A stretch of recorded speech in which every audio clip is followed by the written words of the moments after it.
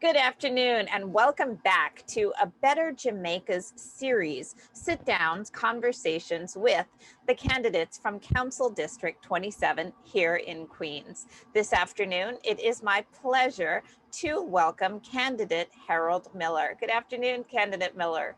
Good afternoon, Gail. How are you? I am well, thank you. So we have dubbed this Meet the Candidates, also known as another chance to strut your stuff. So in this conversation, we're asking that you don't talk in bullet points or in sound bites, but instead just have a conversation about your values, your thoughts, your story, your background, and of course, your vision for District 27. So let's get started. Ready. Thank you. Great. All good fairy tales start with once upon a time. So let's start there. Once upon a time, candidate Harold Miller was born where and to whom? I was born in New York City, more specifically in Brooklyn, to my mother, Jacqueline Miller, who is a retired corrections officer. And I lived in Southeast Queens for about 20 years. However, being a correction officer back in the mid to late 80s, early 90s, she used to work a lot of overtime. I And can't so, imagine, right? yeah, and so she decided to have my brother and I stay with my grandparents, Right. which was a great experience. So I grew up in my grandparents' home in Brooklyn. Nice. So you have one brother. Is that your only sibling? I also have a younger sister. So I have a younger brother and then a younger sister. So I'm the oldest of three. Nice. That was my next question. Birth order, because birth order is very important. People who are into numerology and birth order, we could talk all day. But so you're the oldest of three. Yeah. So how far apart are you to your brother and your sister? I know you're the oldest. Yeah. So I'm 40. My brother is 35, and my sister just turned 25. I was going to say, don't say your age because women don't like that. But you could, That's my baby but sister. okay, okay, baby sister. We'll go with that. And what did they do, your brother and your sister? So my brother's in construction. He's down south, in the construction field. My sister is in Boston at Northeastern University, studying for a PhD in criminal psychology. Oh wow, what does she want to do with that? Forensic science or? Forensic science. She also liked to work on criminal justice policy work.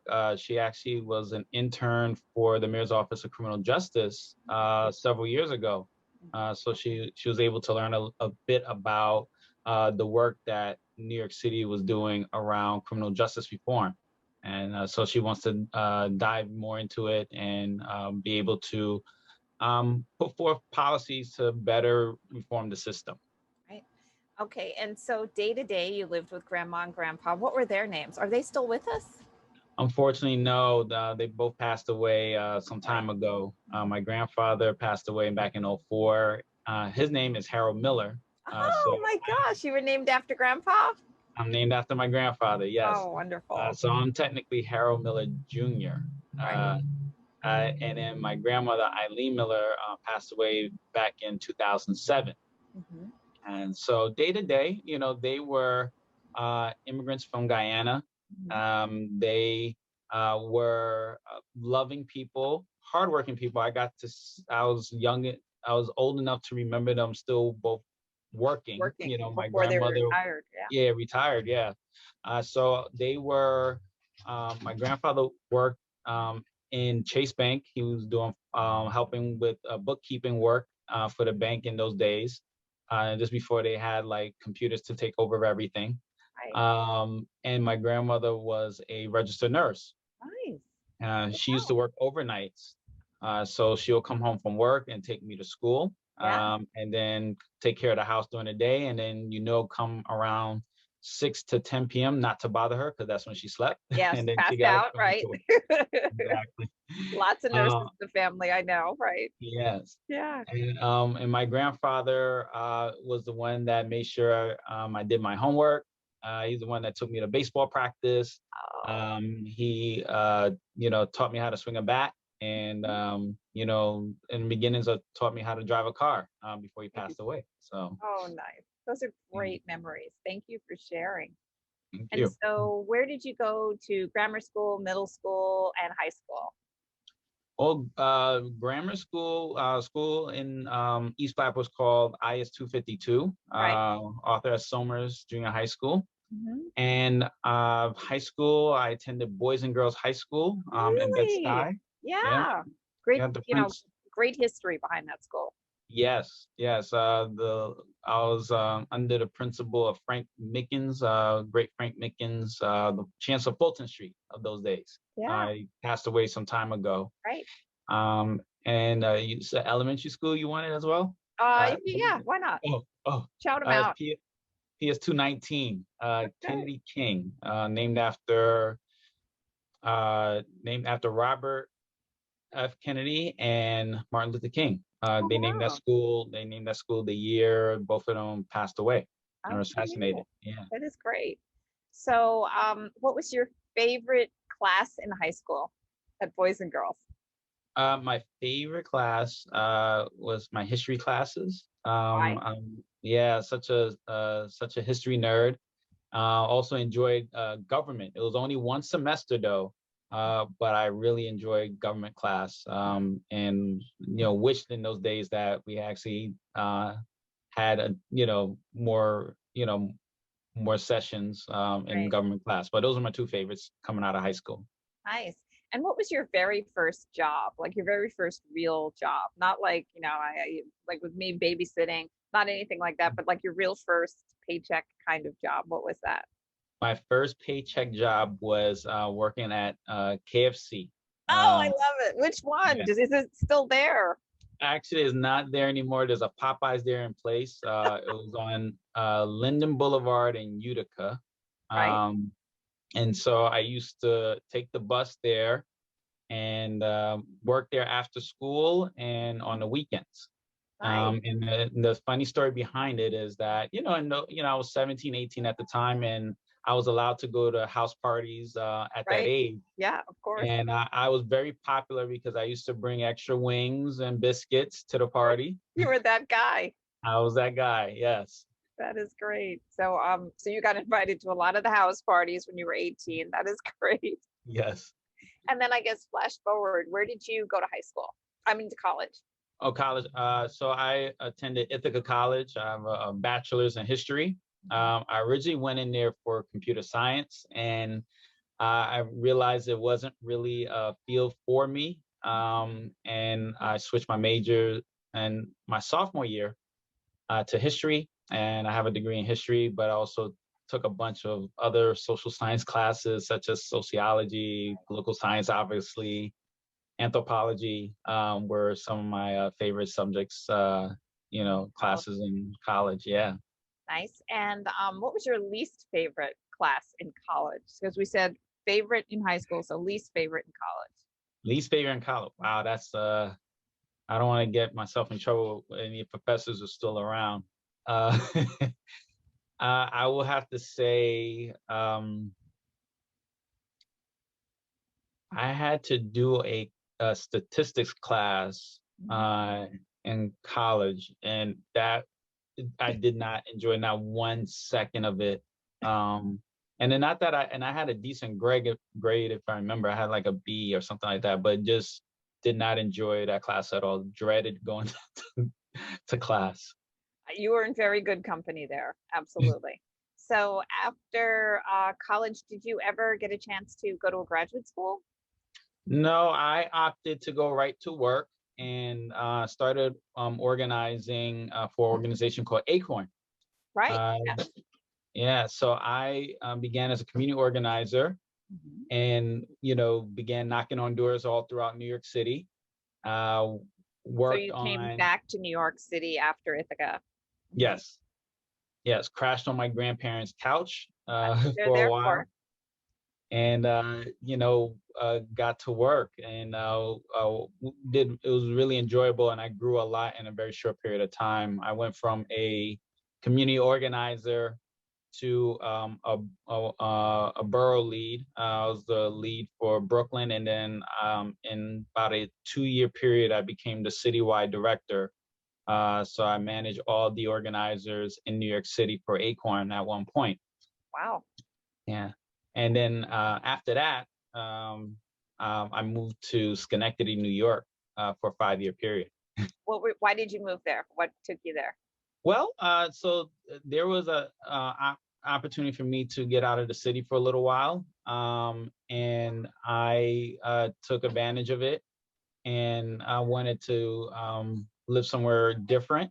Mhm. And that was a great 5 years because I was literally all on my own, Right. and no family, no support. I had some friends, but um, I was able to really focus on my craft of organizing, and I did a lot of work upstate around not only local issues in the Albany area, Schenectady area, but also I was able to do some work around foreclosure prevention work in Buffalo and Binghamton, where we had those municipalities divest from large banks in protest of the foreclosure crisis at the time.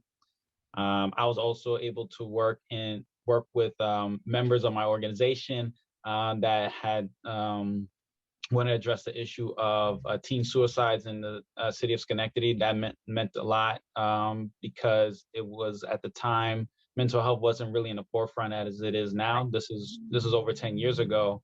I was up there, and we worked with the city of Schenectady school district to implement a freshman orientation class that focused on social emotional learning Right. mechanisms, so we could stem uh, the suicide. So at the time we started this campaign, there were 4 young Black women that committed suicide in a 3-month period. So it was very devastating to the community at the time. And I appreciate the members wanting to do something, given that I wasn't familiar with the subject, and it forced all of us, myself and the members at the time, to learn a bit about mental health, Right. bring in mental health professionals to just talk to our community. And we was able to work with them to recommend policies to improve the situation. Mhm. So you were there for 5 years, and Mhm. then did you move back here? What happened next? So I moved back to New York, Uh-huh. and I'm still so during this period of time, Acorn was dissolved, and an organization, New York Communities for Change, was formed. Right. Um, Right. uh, and so by this point, New York Communities for Change asked me to run a campaign of organizing fast food workers here in New York City. Right. And so I moved back down, and I started to organize fast food workers for what's called the Fight for 15. Right. So I at the remember that. time, Yeah. yeah, so at the time, fast food workers were making 7.25 an hour. Right. And that's They did hard not. work. That is, It, well, you had firsthand experience with the chicken. That is hard work. it is, and that's is interesting that I was asked to manage that campaign because You I knew. remember vividly working at KFC, and I was the youngest person there. Hmm. And a lot of people think that fast food work is really for young people, but there were so many Right. parents and grandparents and just adults working, particularly at the KFC I worked at the time. It kind of just totally blew away what my perceptions were before then about what fast food workers look like. Hmm. And so it was no different when I started to organize workers then. These were people, mostly immigrants.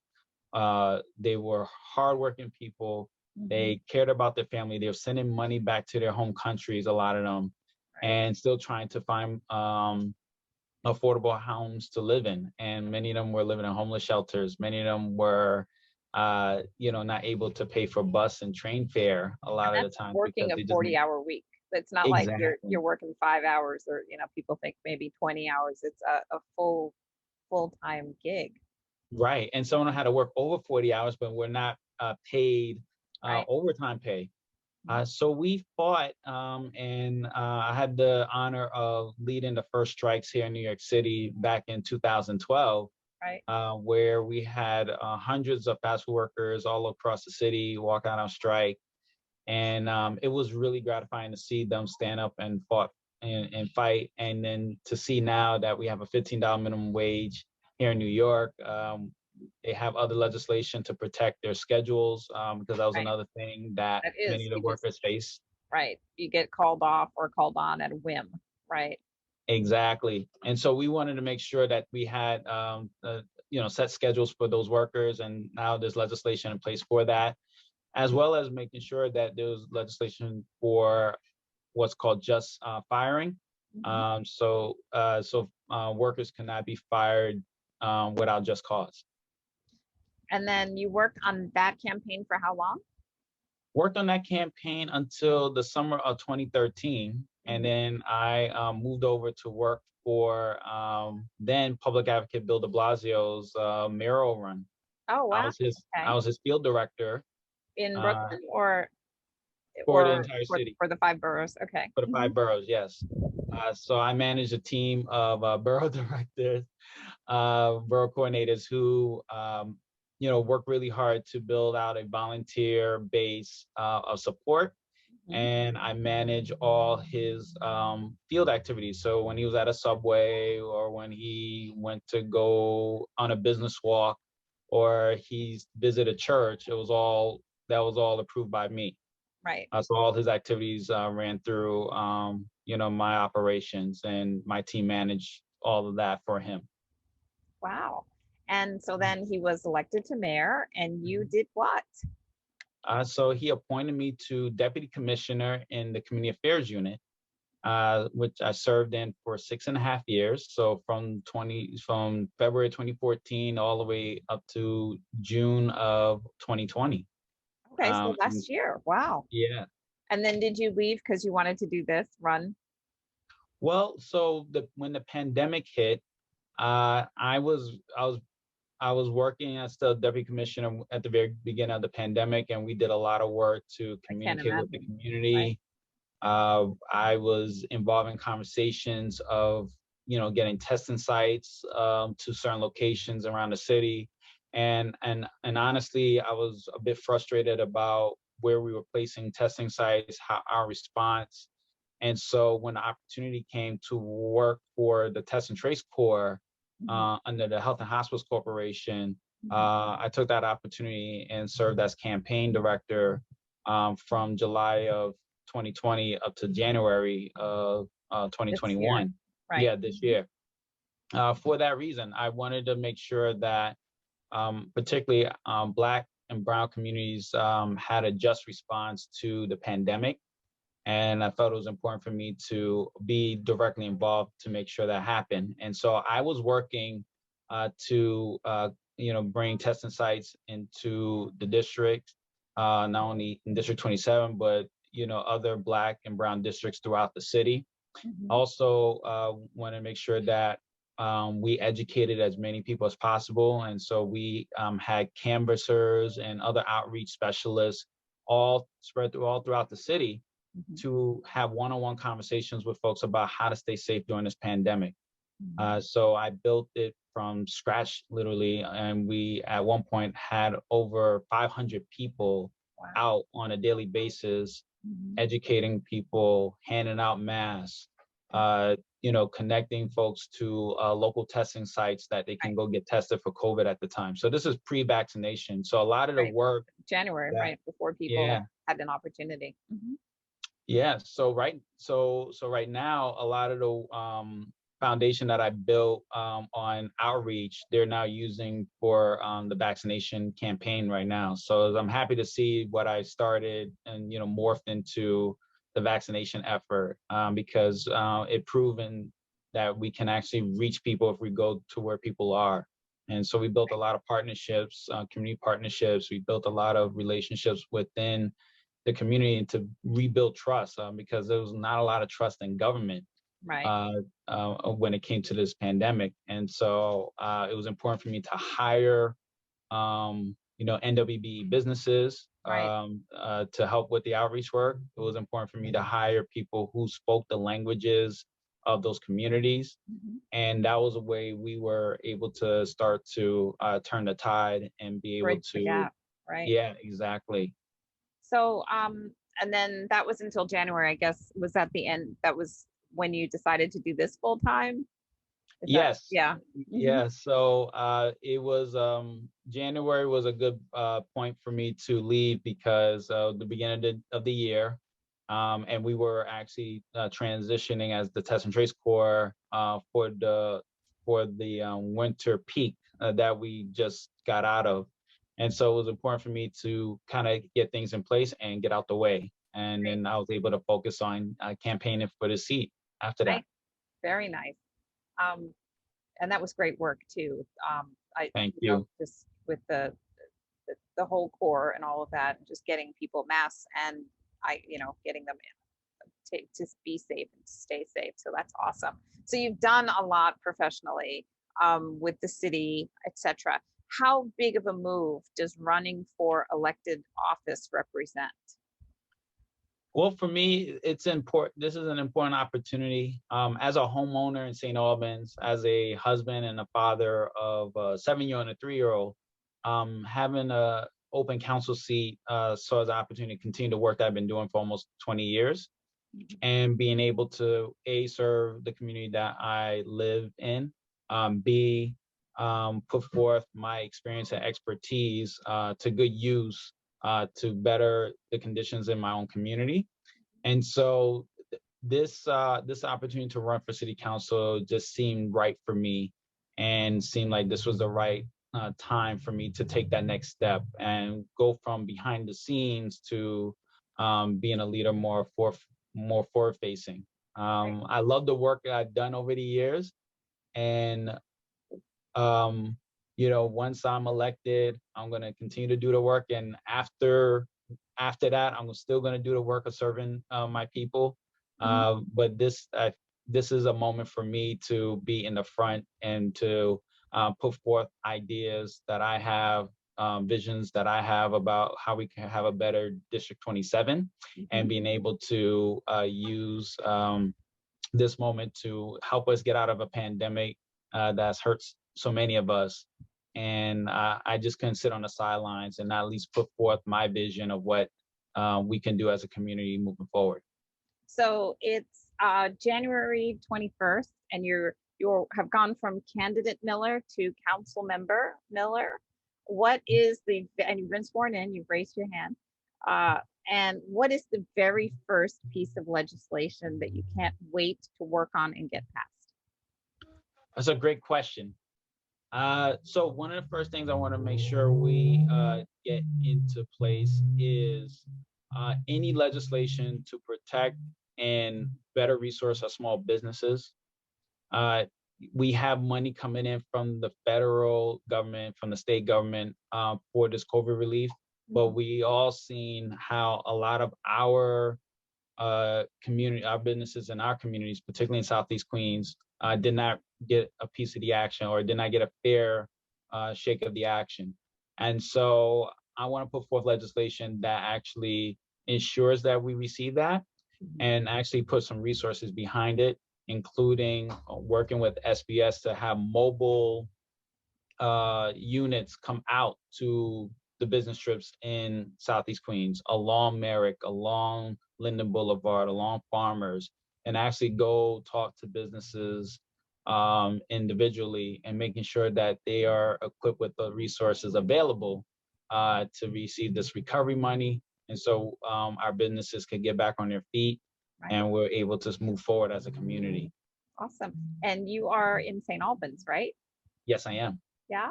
Awesome. When did you, I guess you, your wife, and your family, when did you move to St. Albans? Well, we bought our house here in 2016. But my connection to St. Albans actually goes back a lot further. Like I said, my mother lived out here for 20 years. I have other relatives who lived here just as long and longer. And actually, when I was in Acorn in 2006, this is right before the foreclosure crisis really became national news. Right. We had members who reached out to us, who said that they were in danger of losing their homes because of predatory mortgages. Mhm. And so I came out here to St. Albans and Hollis and knocked on doors in 2006. No Mhm. idea that one day I'll actually own a home Wow. here. It No was idea kismet. that I'll run for Full office. circle. Right. Yes, it is. It is ironic that some of the doors that I'm knocking on now as a candidate, I actually knocked on those doors as an organizer Right. for Acorn. And unfortunately, some of those owners are not there who were there in '06. Right. But it started really meaningful work for me around the housing fight that I was involved with, even when I moved upstate New York. It also actually started in St. Albans and Hollis, where we were fighting for homes down here. And then at the time, I transitioned upstate, and I still continue that fight up there as well. Right. So my connection to Southeast Queens goes back a long way. And I'm excited at the fact that I own a home here. I will always look forward to having an opportunity to live out here full time. And, my family and I are, just so grateful for the opportunity to own a home, raise a family in a community that, that we love so much. Mhm. So what would you say, just name them, you don't have to explain them. What would you say are the three top issues, problems or issues in the district? I would say housing security is a top issue, not talked about as often as people may admit. Number But two. we have a number two. Oh, yeah, Okay. sorry. Number two is making sure that we actually have adequate funding for our schools. Right. And number three. Number three, quality of life and slash public safety. Okay. All right. So we're going to circle back and I'll go to that first one, which was housing security. So what is the problem and what is your solution? So the problem is that we have homes that people are still in danger of losing because of foreclosure or taxes, or they're just behind, or even with defrauded mortgages. Mhm. So we want to make sure that that we work with our state partners to strengthen the deed fraud laws. So that's one. Two, work to have financial relief for those who are struggling with mortgages. So if we can invest in giving developers money to build skyscrapers, we should actually invest in families to stay in their homes in Queens. So that's the thing I'm going to fight for in the city budget, is that I want us to move away from giving away money to developers and tax breaks and other incentives to do large development, and reinvest it in our communities. Okay. Related to that, I want to create a program for younger potential homeowners. So right now, and this is a personal story, my mother had a short sale her house some years ago, and I wasn't able to purchase it because I just didn't have enough money to purchase off of her. It took me 3 years later before I purchased my own home.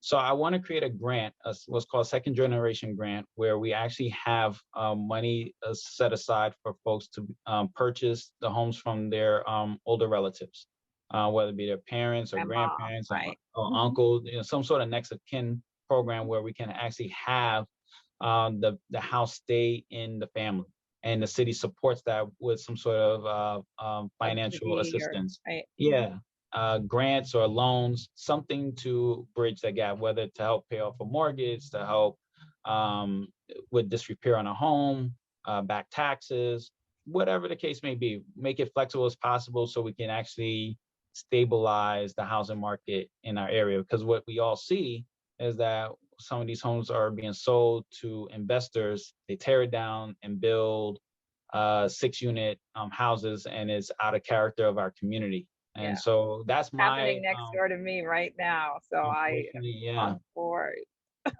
Yeah, and and the thing is, I'm all for us building more affordable housing, Mhm. but what's happening in our particular communities in Southeast Queens is actually destroying the character of our community. And so there's parts of the city that can handle more density. Of course. We're one of the few places that can't. We're not really built that way. We don't have the transportation, which is another priority of mine, making sure we have better transportation options.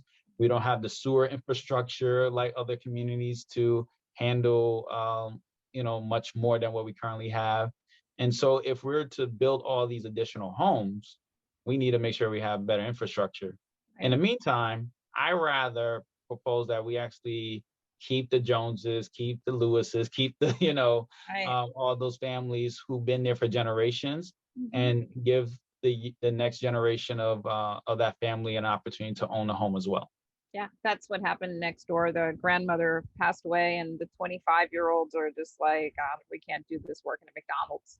So Right. of course it went into foreclosure, and now a developer owns it, and it's it's going to be a 45-story monstrosity. Oh boy. So yeah. Yeah. So that's Um, what I'm fighting. That's what I want to that's make sure exactly that that, that's that transfer. And I think that old woman had lived there for 50 years. So there's, you know, yeah. it's So I definitely, want that family to stay in a home. That yeah, why precisely not? that example is what I want. Because Is when a to, developer gets it, it's just too late. right. Trust me. So number two, so number one was housing. Number Mhm. two, schools. What's the problem and what's the solution? Well, so our problem is that for some strange reason, as well off as District 27 is, we are, one of the higher income neighborhoods in New York City. But our school performance is well under what the education levels of the community is. And so part of it is a resource problem. Part of it is just I would say it just educational racism, to be honest. Mhm. But to address the resource problem is, making sure that the money that's coming from the state and the federal government, due to the COVID relief packages, and with the state in particular for the campaign for fiscal equity settlement that they're now funding, actually get into, improving our schools, school by school, and making sure that our kids have the latest technology, have the equipment, science and lab equipment, library, books, things that we know a good school has. Building more classrooms in the district to reduce class sizes, particularly on the middle school level. I feel like if we take bold action on those things, we can turn the tide on improving our test scores and our education outcomes for the district. Because there's no reason for District 29 in particular to be performing at the levels that they're performing currently. That's school district 29, right? Yes, school Exactly. District 29. Yes. Yeah. So that was schools. And number three on your top three list of problems in the district were quality of life slash uh, safety. Yes. So what is the problem and what's your solution? So when it comes to quality of life, with summer now here, we've been hearing a lot on the doors about speeding, the muffler popping, which I personally annoys the heck out of myself.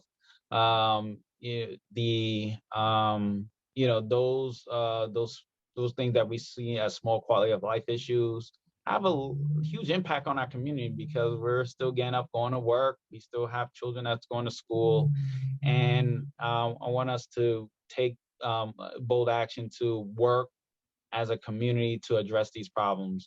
Some are police-based, some are community-based, and want to make sure that we set a culture in our community that we will not tolerate speeding in our communities. We will not tolerate, loud noises, and make sure that we are actually, united on this. And I know the community is united on this, but use our voice, use our collective power to have law enforcement enforce laws that exist. If there's laws that we need to push to address the muffler popping, the loud noise out of the cars, let's address it. And then, related to that, we have a public safety question that, been plaguing our communities for a long time, the increase in shootings and whatnot in our community. And my take on it is that public safety is just more than police officers. It takes, examining what are what are the root causes of crime in our community. A Right. lot of it is lack of opportunity. And so we have to increase opportunities for our young people to have good paying jobs, get them more into apprenticeship programs, also address their social emotional needs, and actually have them learn basic conflict resolution skills, Right.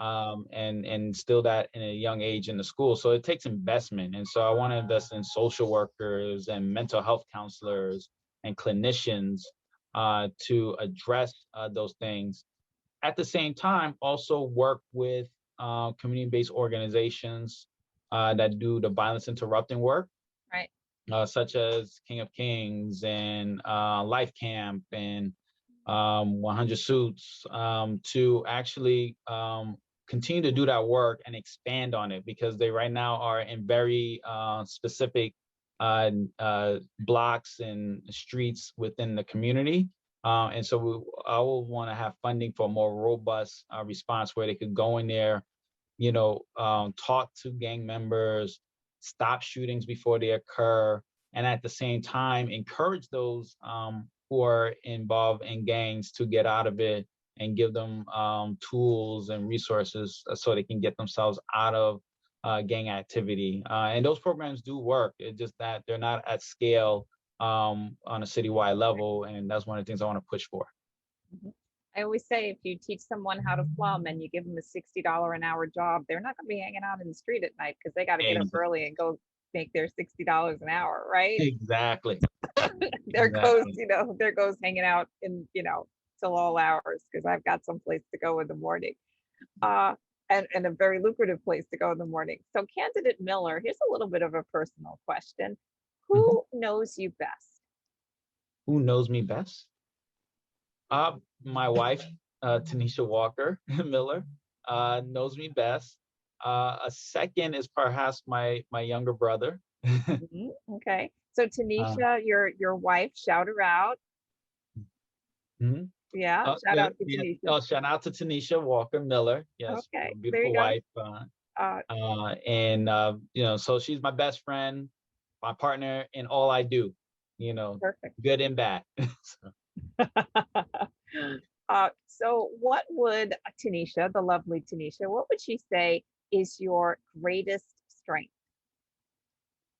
Oh, my greatest strength. I think According she to was, Tanisha, according to her. Tanisha Yeah, Moore. she would say my heart for my people, for my community. Sometimes she think I'm a bit too accommodating. I will take phone calls at dinner time, or I take calls at 10:30 at night, uh, when I'm supposed to be like, kind of off time. But I will still, if someone calls me in need of something, I will talk to them. So she appreciates it, but she also sees that it could be a burden as well. Well, that kind of brings me to my next question. What would Tanisha say is your greatest weakness? My greatest weakness? That I could be a bit too accommodating, Yeah. a bit too nice, in the sense that, you know, I don't see folks taking advantage of me, but it could be perceived that way. But for me, my priority in life has been about, making my surrounding area better. If my community is better, I'm better. Mhm. And I never got into this work to get rich, because I certainly wouldn't have been doing it if I was trying to make a lot of money. Right. Yeah. And you don't really become famous being a community organizer. There's a lot of unsung heroes Well, unless throughout their name is history. Obama. Right, exactly. And so for me, what I've been doing for the last 20 years, hasn't really been about self gain or self promotion. It's about the work, and sometimes people take advantage of that for their own personal gain. Mhm. Um, and I could see through it, but if I still find value overall in helping the larger community, I'll go with it, because it doesn't, for me, it's fine as long as I know that we don't suffer from it. Mhm. But it can it can be perceived as like we, being taken advantage of. So thank you.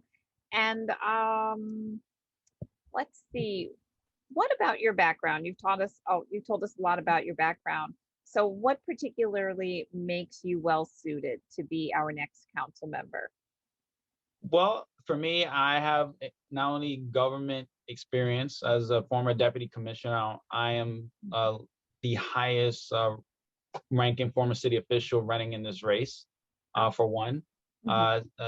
Second, I've been a community organizer for many years who actually had delivered, large results for the communities I worked in.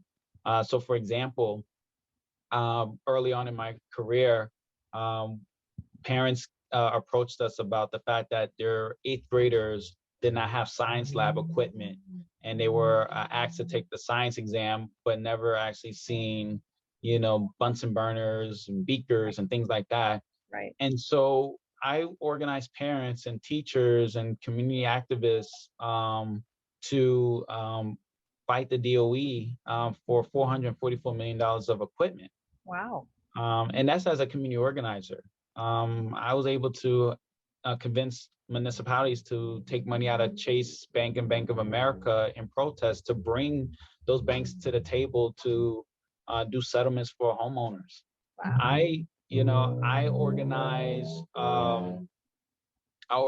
as I said earlier, fast food workers. I organize community leaders in the beginning of the de Blasio administration to go up to Albany for universal pre-K, because it wasn't a given that we was going to have that money for UPK. We originally wanted to have a dedicated tax stream, and the governor decided to baseline the money, and so, but that actually took a lot of advocacy. And so, not only have the experience of being a strong advocate and bringing coalitions of people together for a common purpose, but also understand how government works for my 7 years working in city government. And so I had that unique experience of doing both things, and bringing that to the table to help build a legislative agenda that will benefit the residents of District 27 and the rest of the city. Well, so candidate Miller, it's again 4 years from now. You've been council member Miller. It's odd to say that, but you've been council member Miller, because we've said that Sounds before. good to me. There you go. It's odd to say that because there already is one, So Yeah. when I just said, I'm like, but wait. Okay, so let me start again. So you're council member Miller 4 years from now. How would we measure your progress in 4 years? Well, I want to be measured on a couple of things. One, legislation that we passed during that time. The most important job is to make sure that we have sound policy that is, pushed forth that benefits our communities, passed in the city council. So that's one. Two, the amount of money that comes back into the district. It's critical. With a new mayor, new controller, and 30 new council members, there's going to be a scramble for attention and resources, and want to make sure you have a strong advocate in place. And so I want to be measured on how much money I could bring back to the district. More specifically, the types of money I bring back for specific programs, whether it be to expand after school programs, build centers, build new schools. Hopefully I'm in position to deliver on those things. No promises, because we don't know how the world will look, but I want to be judged on that. And then three, how my office is responding to constituent services to the district. I want to make sure that we have a responsive office. At the same time, be very honest and direct. I don't make promises, and I'm going to teach my team to be very direct and honest about what we can and can't do as a council office, and make sure that we're servicing the entire district. I don't want parts of the district to feel that they're left out because they're too far north, they're too far south, they're too, certain ethnicity. And so we want to have an office that's reflective of the entire district, and that all feel welcome to come into my office for anything that they need help with. Thanks. And we just have a minute or so left, so I'm going to give you that time to answer the final question. Candidate Miller, why should we, the constituents of the 27th Council District, vote for you? Well, thank you for the question. Thank you for this conversation. The reason why I want to earn your vote, and the reason why I feel I'm best positioned to be your council member, is because I have a results of getting things done. I have a history of doing so. I have a vision of what our district needs moving forward. With this pandemic recovery underway, there's a lot of work ahead of us. I talked about, we want to make sure that we have a stable housing in our communities. Talked about making sure that we have adequate resources for our schools. And we talked about continuing to be safe. Also want to make sure that we actually have transportation options that are hitting directly to where people need to go so they can get to work and school quicker. Having rapid, more express buses that go into Manhattan, downtown Brooklyn, Long Island City, making sure that the trains, Long Island Railroad accesses at a reasonable price so people can get to Penn Station and then soon Grand Central. I say all those things because we have an opportunity over the next few years to transform Southeast Queens into an economic engine, but we need to make sure those things are in place. I have a vision of us bringing in industries such as green technology and the life sciences to our district in the long term, but we want to make sure we have the infrastructure in place to support that. Because when we have those industries in there, we'll be able to support our other small businesses, the restaurants, the dry cleaners, the laundromats, the coffee shops, things like that, to make sure that they're able to thrive. And so for me, it's about, what we are going to be as a community in the next few years. And I presented a vision of us being a community that is about doing great things, about making sure that we're able to move forward and able to actually be a leader in the city for the next generation. I want my sons to grow up and know that Southeast Queens is a destination where we're attracting families, attracting businesses, attracting investment, so we can actually all thrive together. And so for me, I know I have the background, the expertise, and the drive and the vision to do so. Because all I've done is getting things done for our communities, and I know I will do so as your council member. Thank you. Shout out your kids. Oh, to Quincy Elton, my 7-year-old, and to Noah. Those are my two boys. How old is Noah? You can probably hear them in the background. How old is Noah? Noah is 3. 3. Okay. And Quincy Elton is 7. Perfect. So you are busy. Yes. Thank you so much, candidate Harold Miller, for joining us today. One last question. Who's your second choice? Who's your rank number 2? Oh, that's a great question. I have not landed yet. There's so many great candidates. And I know I'm voting myself 1. Okay. And for number 2, I honestly have not decided yet, because I learned on a campaign trail, you learn about people, you learn more about folks. But I'm honored to be in a group of candidates like this who have been respectful. We've been cordial to each other. We share information about certain things, and I'm honored to be a part of this group of candidates running in this cycle. They all have been great colleagues and partners, and be happy for any of them on to other great things that they do in the future. Thank you, candidate Miller. On behalf of A Better Jamaica, thanks everyone who's watching this series of Meet the Candidates for Council District 27 here in Queens. I am Gail Lewis. It's been my pleasure to sit down with candidate Harold Miller today. And thank you all for watching on behalf of A Better Jamaica. Have a great day, everyone. Be well. Thanks again. Good night. Take care.